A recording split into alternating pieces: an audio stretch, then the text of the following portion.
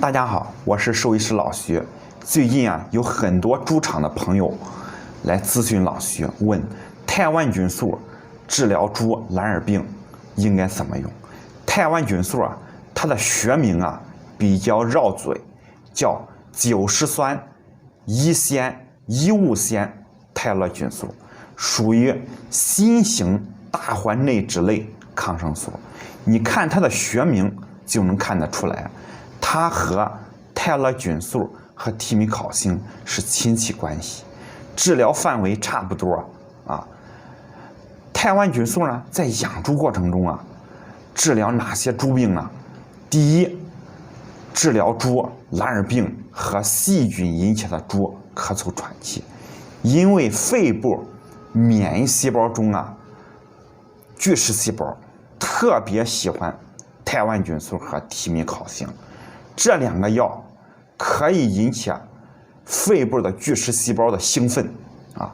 可以清除肺部内的支原体、蓝耳病病毒、胸膜肺炎放线杆菌以及猪肺翼巴氏杆菌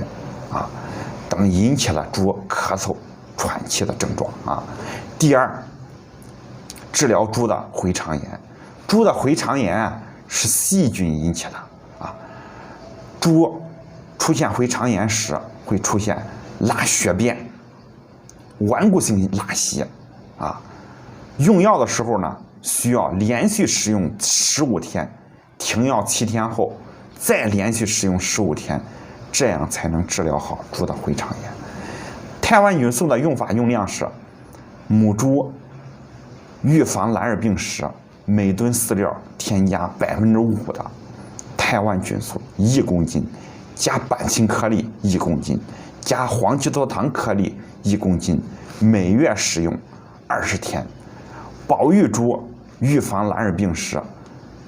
仔猪断奶后每吨饲料添加5%的泰万菌素1公斤，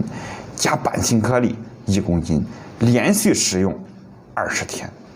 总的来说泰万菌素治疗猪蓝耳病时需要连续使用15天以上，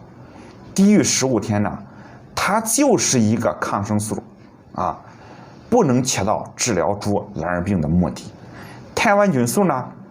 又比较贵，那么我们在养猪过程中也可以使用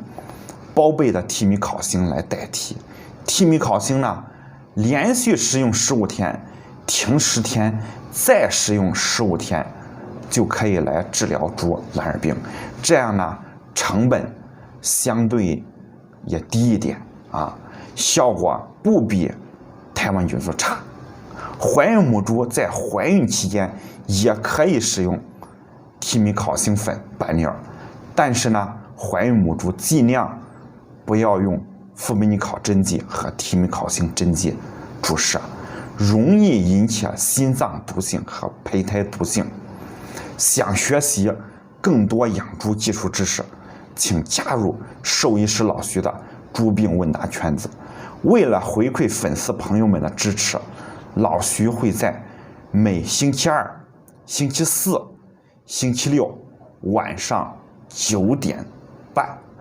在西瓜视频和今日头条直播间回答各位粉丝朋友们的养猪技术问题。关注兽医师老徐，分享更多养猪知识。喜欢我视频的朋友，请点关注、加评论、加转发吧。